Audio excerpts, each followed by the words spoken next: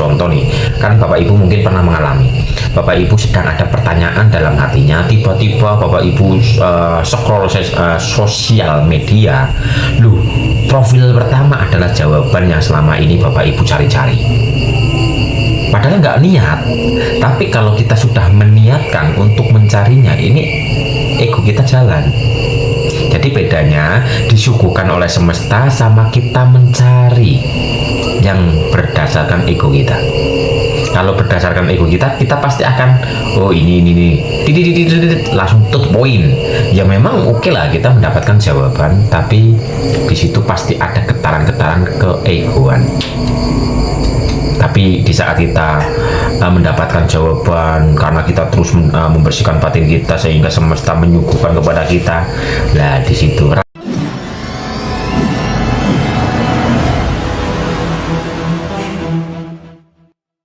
Assalamualaikum warahmatullahi wabarakatuh. Rahayu, rahayu, rahayu. Selamat pagi, selamat siang, selamat sore, dan selamat malam Bapak Ibu semuanya. Salam damai, salam bahagia, salam sejahtera untuk semuanya. Salam sukses dan salam sehat dohir batin untuk semuanya. Pokoknya selamat semuanya, selamat dohir batin. Dan kali ini saya akan menjelaskan atau menjabarkan tentang ilmu makrifat dan laku makrifat. Karena ada perbedaan makrifat zaman sekarang sama makrifat zaman dulu, itu ada perbedaan. Ini bagi ya kita lah sebagai para pejalan. Bedanya begini Bapak Ibu. Kalau orang-orang zaman dulu yang belajar makrifat itu ya ditempuh dengan tirakat yang nggak gampang.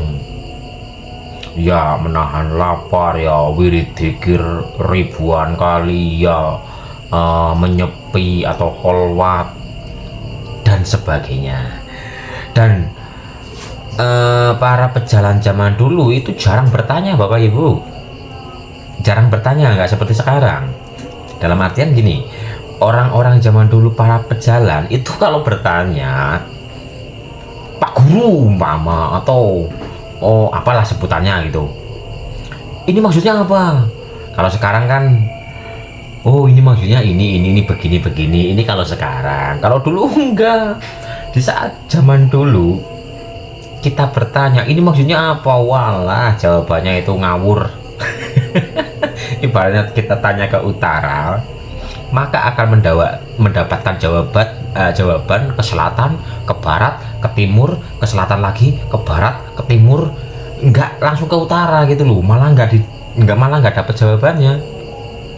Jadi orang-orang zaman dahulu itu hanya akan akan mempraktekkan apa yang diperintah. Yang diperintah oleh gurunya itu didengarkan dan dipraktekkan. Nanti akan menemukan sensasi, menemukan pengalaman lah. Di saat menemukan pengalaman, sensasi dan sebagainya, ini nggak dipertanyakan. Nggak, ini saya begini maksudnya apa? Enggak. Saya begini, ini maksudnya apa? Enggak. Tapi apa?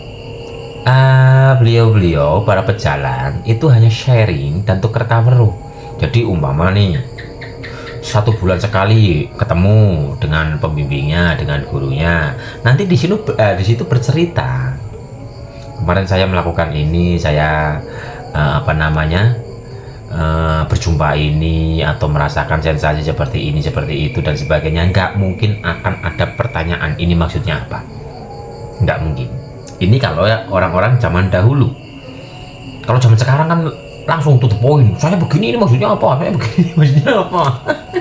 Itu makanya untuk zaman saat ini makrifat itu gampang untuk diceritakan. Kita gampang untuk menyerap keilmuan karena kita dibantu oleh kemajuan seperti HP, sosial media. Nggak seperti zaman dulu itu nggak seperti sekarang ini. Tapi kemajuan seperti ini justru ini mengurangi kemurnian. Karena kita lebih banyak kalau nggak tahu nih langsung download di mana, cari di mana tentang jawabannya. Padahal seluruh jawaban itu ada di dalam diri kita sendiri. Di saat kita mendapatkan jawaban dari luar diri, ini kita belum kemurnian karena kita hanya mendownload yang dari luar. Harusnya kita mendownload dari dalam. Sedangkan asal kita terus memurnikan jiwa raga kita, memurnikan hati kita, kita istiqomahkan dalam lelakunya, otomatis jawaban akan muncul dari dalam diri kita. Lah di saat jawaban itu muncul dari dalam diri kita, baru kita koreksikan gitu loh. Baru kita koreksikan. Atau kita tidak punya niat untuk mencari, tiba-tiba hadir sendiri. Nah ini yang sesuai dengan alur semesta. Kita tidak pernah mencarinya. Kita mungkin contoh nih, kan Bapak Ibu mungkin pernah mengalami, Bapak Ibu sedang ada pertanyaan dalam hatinya, tiba-tiba Bapak Ibu scroll sosial media, loh profil pertama adalah jawaban yang selama ini Bapak Ibu cari-cari. Padahal nggak niat, tapi kalau kita sudah meniatkan untuk mencarinya, ini ego kita jalan. Jadi bedanya disuguhkan oleh semesta sama kita mencari yang berdasarkan ego kita. Kalau berdasarkan ego kita, kita pasti akan oh ini langsung to the point. Ya memang oke lah kita mendapatkan jawaban, tapi di situ pasti ada getaran-getaran keegoan. Tapi di saat kita mendapatkan jawaban karena kita terus membersihkan batin kita sehingga semesta menyuguhkan kepada kita, lah di situ rasanya pun beda Bapak Ibu.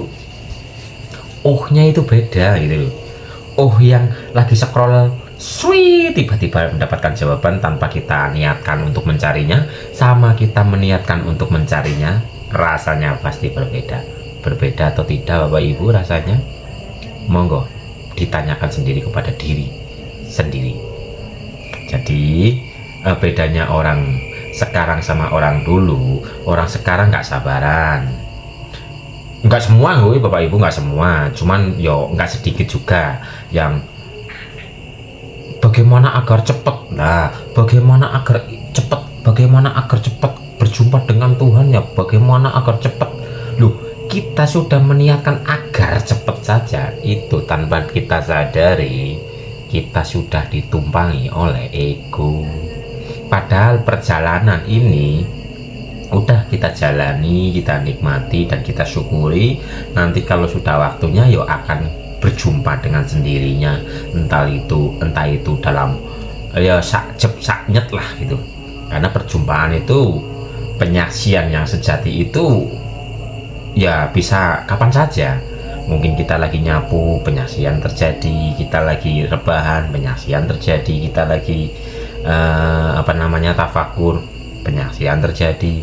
Yang penting kuncinya adalah terus murnikan jiwa raga kita agar kita benar-benar menjadi laku makrifat, bukan hanya tahu ilmu makrifat.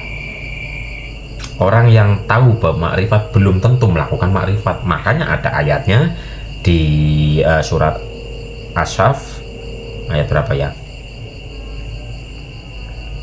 Ayat 2 sama ayat 3. Wahai orang-orang yang beriman, mengapa kamu mengatakan sesuatu yang tidak kamu kerjakan?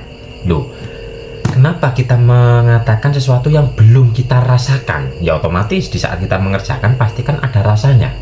Jadi orang yang belum merasakan pasti belum mengerjakan. Karena rasa ini akan muncul di saat kita mengerjakan atau praktek. Nah ini ada ayatnya di Asyaf ayat 2. Wahai orang-orang yang beriman, mengapa kamu mengatakan sesuatu yang tidak kamu kerjakan? Itu sangat dibenci di sisi Allah jika kamu mengatakan apa-apa yang tidak kamu kerjakan. Ayat 3-nya. Sesungguhnya Allah mencintai orang-orang yang berperang di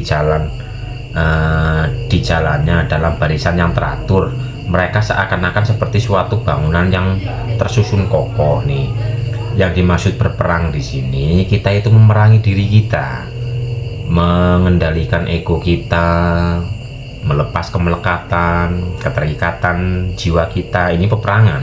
Karena peperangan paling besar adalah perang melawan diri kita sendiri, yaitu pelepasan luka batin, pelepasan kemelekatan, pelepasan keakuan dan pengakuan dalam diri.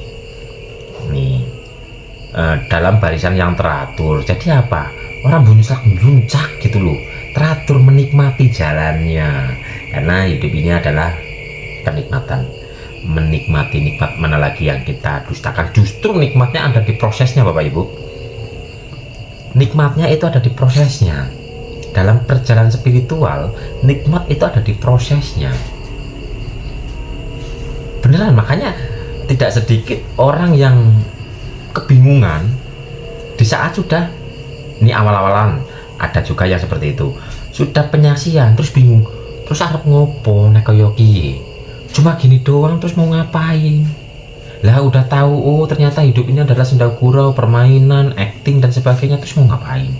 Ada ya seperti itu. Bapak Ibu pernah nggak dalam hatinya mempunyai rasa seperti itu?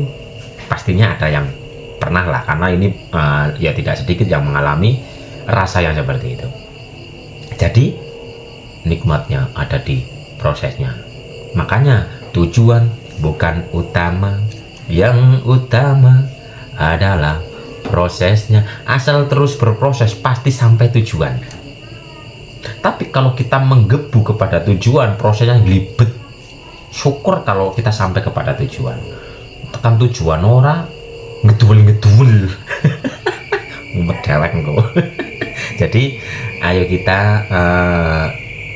benar-benar mempraktekkan laku spiritual, agar kita tidak hanya sekedar paham ilmunya.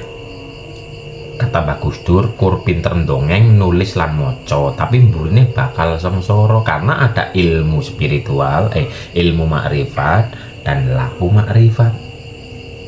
Kita bisa belajar dari membaca, mendengar, itu mungkin kita bisa memahami, tapi belum tentu kita merasakan kesejatian itu sendiri.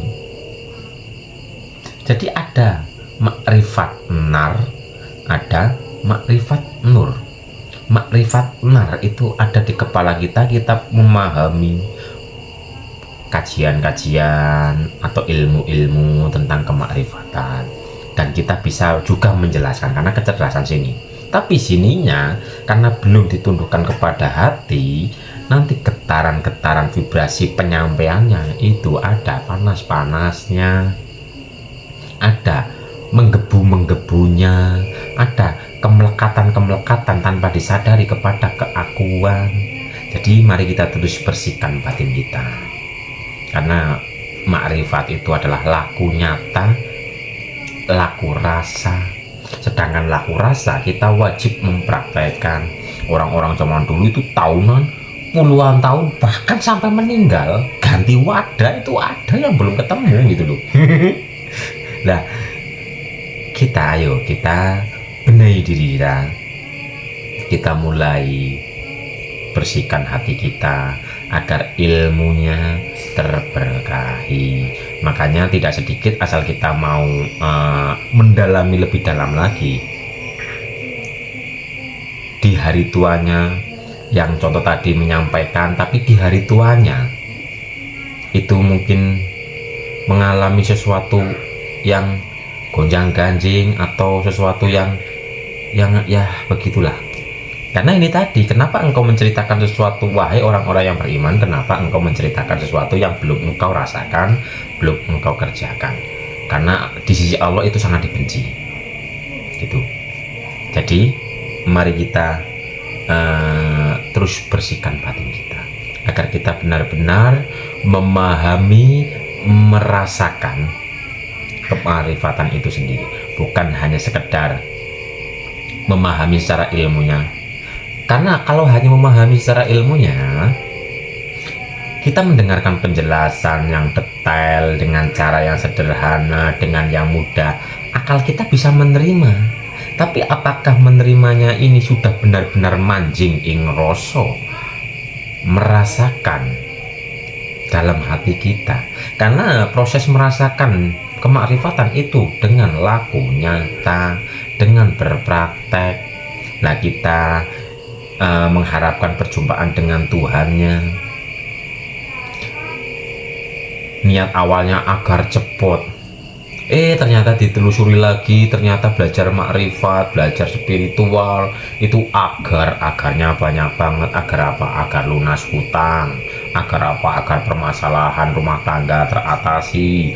Agar apa? Agar disukai orang karena mungkin selama ini dibenci dan sebagainya.